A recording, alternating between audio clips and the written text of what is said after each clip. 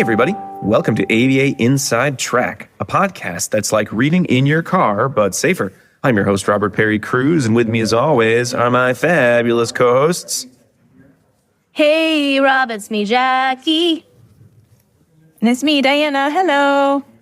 Now, folks, you might be wondering while you're listening to your favorite, a podcast about behavior analysis and behavior analytic research, why it sounds like we're in a giant cavern. Because we are. Because we are. We're in a volcano. Your options are. We're in a cavern. Are we spelunking or are we at the Thompson Center for Autism Conference, which is a nice big space? Without bats. Without bats. There are less, you know what? I will say that about their conference. Never seen a bat here. So we gave it away. 5 stars. It was the second one. We're at the conference, but we're in a really big space where we're sort of in between some talks and events. So we are recording a quick preview of what's coming up on the show in October. And we always think it's more fun to do these when we're somewhere cool, like at the Thompson Center Conference. So someone might just come over and be interrupting us, and we'll be like, hi. You're on our podcast now. It could happen. It could happen. So, And that would be fun. We've had lots of lovely people come up and talk to us, people who listen to the show already, which is awesome, people who want to start listening to the show, which is also awesome. So thank you, everyone who stopped by. Some people just wanted candy, and that's okay, too. we have some. I took some candy. That's Sorry. fine. I brought a lot. I had a Whopper today. Oh, I like a Whopper. Oh, you love It's a Whoppers. malted- Whoppers are so good for. I feel like Whoppers are only Halloween candy. Like I don't feel like I could go buy a box of Whoppers. really? Like Yeah. mid spring. Like that doesn't feel right. But man, during Halloween season, which it is now because it's October. This is October. Right? And even my neighbor has fully decorated. She fully decorated for Halloween in September. Wow. Had like not messing ghosts out. around. No, so September, October is Whopper season. Oh, nice. Very nice. But, Robin's eggs, those like Easter candy ones, Yeah. Those are good. those But are they're called- Whoppers also. But they're called robin's eggs, so it's different. Oh, okay. I can eat them. But if you give me a Whopper in springtime, no. But if you okay. give me a robin eggs, yes. Oh, okay. Okay. Very good. Very good. It's the malted. It's the malt that makes them Contextual special. candies. The malted They, flavor. They knew. It's just like an old-timey Yeah. thing. I like all old-timey candies. Well, before we get too far off into the candy discussion, we can save that for the errata section. Let's talk a little bit about what's coming up on the show this month. Okay, so we have several episodes that are going to be coming out. Most of them are new, but the first one for October is actually a bonus episode. So it's going to be the recording of our Thompson Center 2023 talk, actually how topical that we're recording this preview here. So we're taking it in the Wayback Machine. Everyone can hear the release of that. However, because it was a conference talk, it's not available for CEs. It is just a bonus listen, and we slated it in now since we are doing a lot of traveling in the fall season with several conferences as well. So it gives us a chance to kind of catch our breath too. It is a good talk though. Don't hear that and go delete Yeah. from the Oh no, list. it's a Yeah. great talk. It's a yeah. talk, yeah. It's on School Refusal. I don't know if we have the episodes. Not to brag too much about our great talk. I mean, we articles. gave, but It's it was really good. I worked very hard on it. Jackie and Diana contributed a lot to make it a much better talk than if I just talked about it for an hour, which is again our powers combined and all. So you are going to learn a lot about school attendance problems, school refusal, a lot of the barriers, what we know and don't know. So if you just want to learn about the topic, then that bonus is for you. And you can pretend you were with us a year ago at the conference we're currently at now. Whoa. Yes, so that's going to be happening. And then starting in the week after that, we have some new episodes that will be coming out to you that are for CE credit if that's what you're looking for. The first of those, we're going to have Dr. Erin Leif joining us, which is super duper exciting. She normally resides in Australia, but she happened to be in the right time zone for us to do a recording with her. So we were super excited to have her on. In the studio. In studio, yes, exactly. We're going to be talking with her about promoting client rights and dignity. And we have several materials that she's provided to us. One of them is called 10 Ways Behavior Analysts Can Protect and Uphold the Human Rights of People with Disabilities. And that contains several resources within it. It's kind of like a working document. In addition to that, there's an article titled, I Look at Their Rights First, Strategies Used by Australian Behavior Support Practitioners to Protect and Uphold the Rights of People with Disabilities. And that is by Leif, Soban, Sharma, and Fox, published in Advances in Neurodevelopmental Disorders. fairly recently? 2024. 2024. Also, stakeholders are almost always resistant. That is a quote from the survey, just to give everyone some context. It's not just your side comment. Australian behavior support practitioners' perceptions of the barriers and enablers to reducing restrictive practices, by Leif, Fox, Saban, and Sharma. That was in International Journal of Developmental Disabilities 2023. Up next, after that, we are going to be having a discussion with Dr. Cory Whelan to talk about skills-based training or skill-based training. That was part of the convo. Also in person. That's right. Yeah, he was also in the studio, which was a super special treat. We have 2 articles we'll be discussing during that episode. They include Long-Term Effectiveness and Generality of Practical Functional Assessment and Skill-Based Treatment by Slayton, Davis, DePetris, Raftery, Danielle, and Caruso, published in the Journal of Applied Behavior Analysis 2024. 2024, yep. Also, Promoting Safety While Addressing Dangerous Behavior via Telehealth, a clinical case investigation serving the family of an autistic adolescent living in India by Rajaraman, Whelan, Jessel, and Gover, and that was published in Clinical Case Studies 2024. So that's exciting. And then, wow, I guess it turns out October is going to be a month of guests. I guess you're right, yeah. Yeah. And a bonus. And a bonus. Yeah, lots of stuff happening. So to wrap up October, we have an opportunity to talk with the folks from How to ABA. So we went on their podcast that came out last month.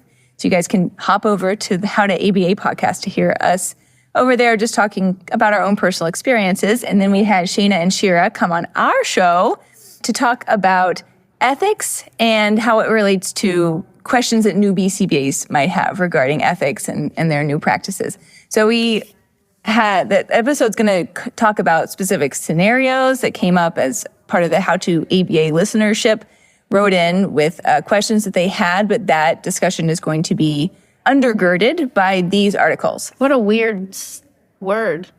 Undergirded. It's like really tough underwear. That's what I was thinking. No, it's like supported. Okay. Yes, like really tough underwear. Don't close it out. Okay. Cultivating the Ethical Repertoires of Behavior Analysts, Prevention of Common Violations by Britton, Cry, and Hames. That was published in Behavior Analysis and Practice 2021. Disseminating Ethical Applied Behavior Analysis Within a Human Service Organization, a tutorial by Gladowski, Hockenberry, Anthony, and Hinckley. That was also in Behavior Analysis and Practice 2024. Newbie. And finally, a preliminary assessment of the qualities and behaviors of exemplary practitioners, perspectives from U.S.-based behavior analysts by Zayak, Van Straten, Ratkos, Williams, Geiger, and Palk. Behavior Analysis and Practice 2021. Yeah, exciting stuff. Yeah, that's all. That's all we've got. A lot of reading, a lot of fun, a lot of guests. Yeah, a lot of guests. Yeah. All right, let's move into the errata section of the show where we talk about everything else. If you thought the beginning of the section of the show was the errata section, you were wrong. It's here. So like we said, we're here at the Thompson Center for Autism Conference. Everyone's been having a nice time as always. We really always love coming out to the St. Louis area, seeing some of the folks here at the Thompson Center. I know I just finished watching and listening to the keynote on diagnostics and doing autism assessment for adults, which was a topic that I had not really thought of in close to the level of detail that was presented. So it was really exciting to just have a whole new branch of the field that I had, known existed, right, but sort of taken for granted, and to hear all the context and additional pieces of information one would need in that process is just really, really cool. Just kind of having a new perspective. So that was a really excellent talk I just came from. What about you, Jackie and Diana? I know you were able to see a lot of the talks yesterday as well. Yeah, so I really enjoyed a talk outside of the field as well. So it was by an autistic researcher, not an autistic research, but a researcher studying autism. Okay. And yeah, and it was, because I have to make that distinction because there is autistic researchers here at this conference and they are presenting at the same time as we're presenting. And so I'm so bummed because that's one of the things I love about this conference is that you just don't, see the run of the mill, like, okay, we're going to talk about research and it's just going to be behavior analysis, but I love those separate tracks, right? So later this afternoon, there is a talk on how siblings who have autism have experienced the world, and I'm like really excited about that. But the talk that I saw yesterday morning was really eye-opening and provided me a lot of resources for clients that I've worked with either currently or in the past regarding resources for the non-white population. And the researcher talked about, the prevalence of autism and how we can help support the Black population who have children that have been diagnosed with autism and why they might be diagnosed later. And, what are some resources that we can do as practitioners to make sure that they still have equal access to resources and, are getting the resources in a culturally appropriate way. So I thought that was really fascinating. Mm-hmm. And I got a lot of resources that I furiously bookmarked in my computer and sent to some of my families that I didn't know about. So I think that was really eye-opening for me. That's great. And before Dinah, we hear about a talk that you really liked. Dr. Vanessa Ball was the speaker. I realized I did not say this great talk. Who gave the talk? Was it Dr. Vanessa Ball? Yeah, and mine was the opening invited keynote, Dr. Jamie Pearson, who I think she's at she's in the Carolinas. Mm. Yeah. Yeah, North Carolina. Yeah. She was an awesome speaker. She was an awesome speaker. Yeah. Both of these keynotes were really great. They were, yeah. Really, really great. So I also enjoyed both of those, but since you two took them, an exceedingly high caliber talk was one that was conducted by Dr. Malika Pritchett. And she talked on a similar topic that she did when she came on the show. Mm-hmm. So that was about the history of treatment of individuals with disabilities throughout time, I guess, but more specifically related to research practices in the psychology and behavioral sciences fields. So she reviews that content, which is really heavy content, but so important and such an important part of understanding the history of how we treat individuals with disabilities in order to best understand how we can service the clients in the field in appropriate ways. So it was a fantastic talk. She's always very inspiring as well as sobering. And if you are looking to hear her, you can hear her on our podcast. It's episode 271. She talks about social justice research practices.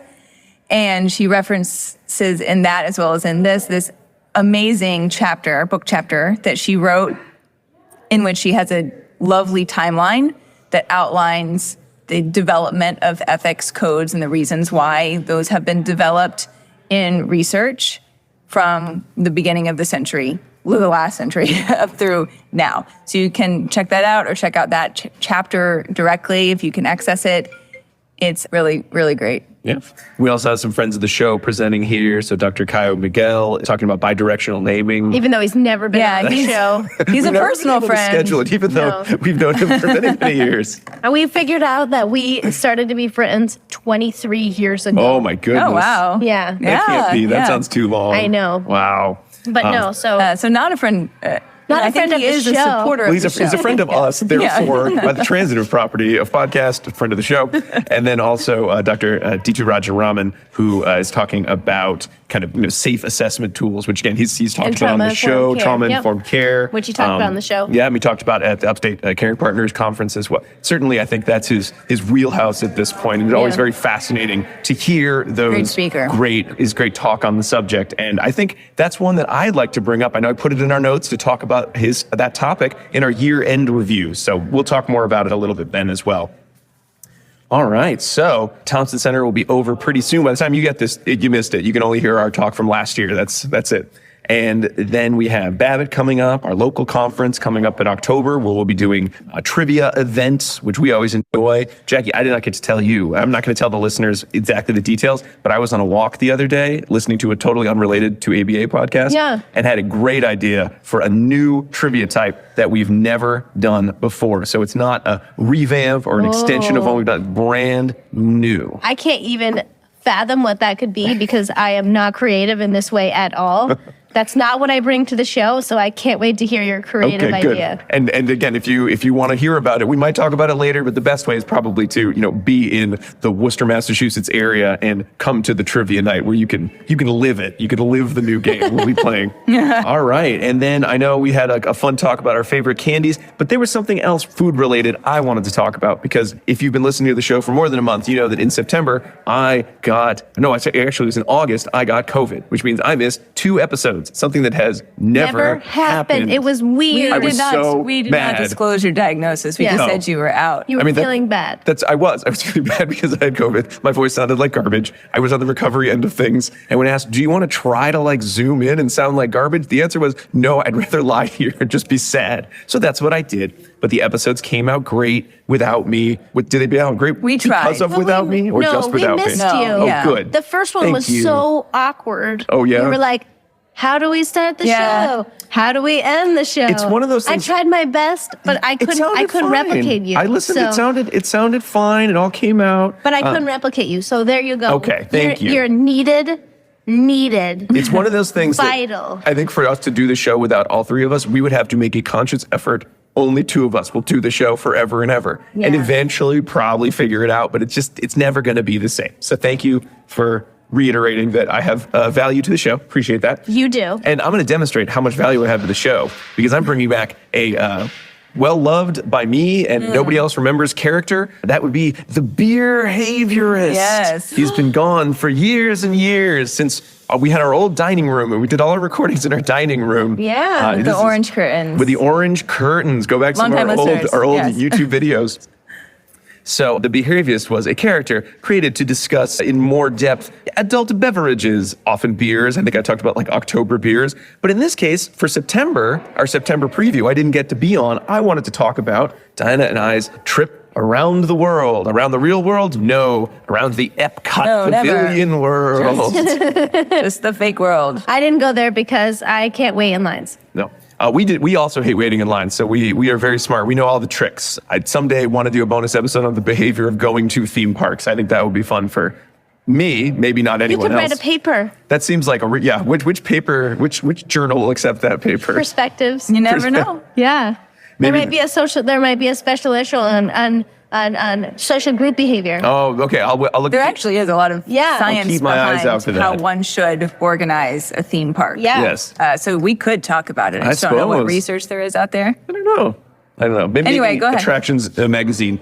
So anyway, we went around the world and we had an interesting drink at every location. And I, of course, kept data on what they were and some notes on what was good. So this was snacks because our children were with us and they were not able to have alcoholic drinks. But Diane and I would get a drink. Surprise. We would share it with the group. I'm just kidding. So for folks who think we were trying to binge drink our way through Disney, no, we'd get a drink, share it with about 5 to 6 adults. This was before I got COVID. Nah. Not everyone Presumably. got COVID. No, not everybody. No one you shared drinks with. No one. Except your mom. My mom got sick.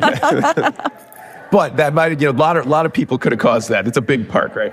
So we did this across a couple days as well. But some of the highlights were in the Canada Pavilion. We had a delicious poutine. It's my favorite. It's really, really good. Can I tell you a secret story about that? Of course you can. So I grew up on the border between the United States and Canada, and my most favorite place to get poutine was at Burger King, which is hilarious. They had the best cheese curd and the best gravy, and so I would literally go to the border, give them my license. They'd be like, "Where are you going?" And I say, "I'm going to Burger King." Oh, so it's Canadian Burger King. Only It's Canadian Burger King. So I would go to the border. I say, "I'm going to Cornwall, Ontario," if anyone wants to know. And I go, "I'm going to the Burger King." And they'd be like, "How long will you be there?" I'm like, 15 minutes, and then I'll see you again. And so I would just go through the drive-thru and then come home. And they'd say, "Can you get me some?" Yeah.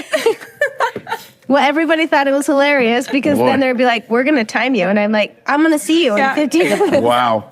So, well, I don't know how it compares to the Burger King poutine, but it was very good. But while we were there, we also had the Ottawa apple, which is sort of like a whiskey drink. It was very sweet and tasty, much like all of these drinks. I don't know how much alcohol is in them, but there was a lot of sugar. But we also got a beer because you can't go to Canada Pavilion without getting a beer. Did you get a Molson? No, we didn't get a Molson. We got a Moosehead. Oh, I've had Moosehead. A Moosehead. It was very good. It was kind of a bold tasting beer. We enjoyed it.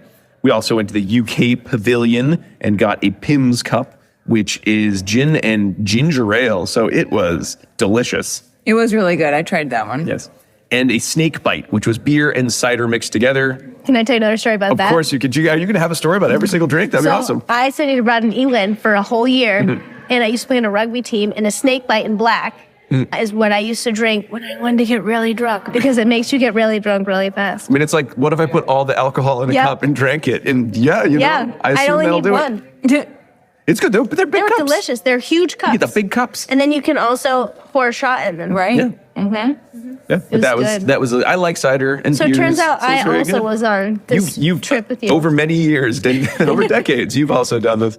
In France, they have a fun drink. It's a Grand Marnier, but it's in an orange slush form. So again, it's really... It's so good. If you're like, you know what, I'm 21 and you have a large group of other 21-year-olds, what a great place to have all your first drinks, because they're like, very sugary baby drinks. It was so hot there. It was just like your face felt like it was melting off. So the Grand Marnier slush was very refreshing. And you get it in a fancy cup, so you look like a real distinguished person drinking it. With your mouse ears on. With your mouse ears. Did you wear mouse ears? Diana had some. I but they weren't did. like the official Mouseketeer ones. She just she Disney bounded the whole place. So she looked like a princess every day. I know. I guessed. In Morocco, we were able to get a nice sangria.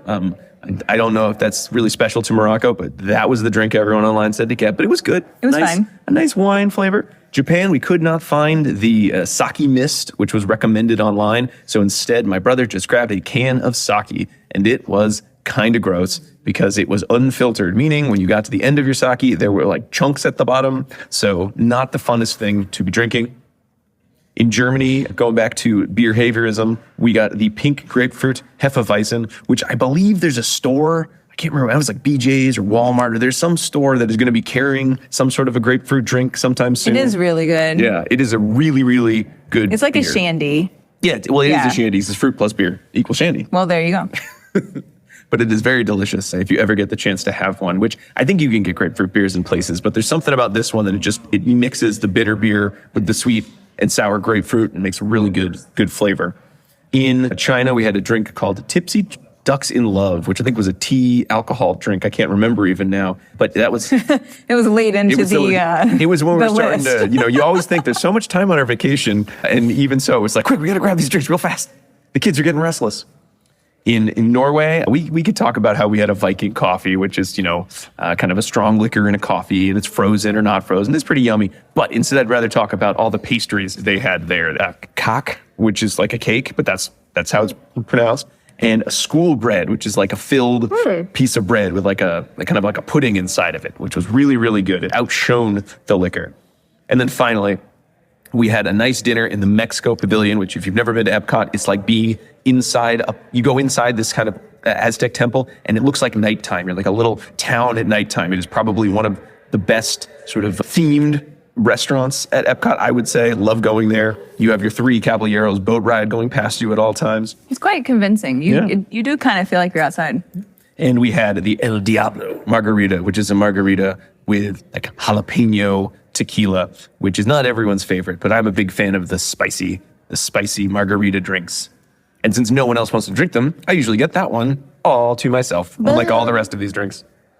So anyway, that is a quick rundown of the fun behaviorism you can engage in while at Epcot Pavilion. Thanks, and then Rob. you can go on that new Guardians Galaxy ride, which spins you around, and you can go throw up afterwards. Tons of fun for everyone. That ride was great. It was a lot of fun. Except for the first time when it didn't work for a while, and we just sat there wondering, is this what the ride's like? And then it went. Anyway, that's what I was going to talk about in September. So now you get an extra long October. Okay. Very good. All right. And since we wanted to make sure we wrap this up before we start getting a lot of people walking around, making this audio even harder to hear, I think that's going to do it for our October preview. You heard about candy. You heard about all sorts of talking about spirits for 5 minutes, me right here.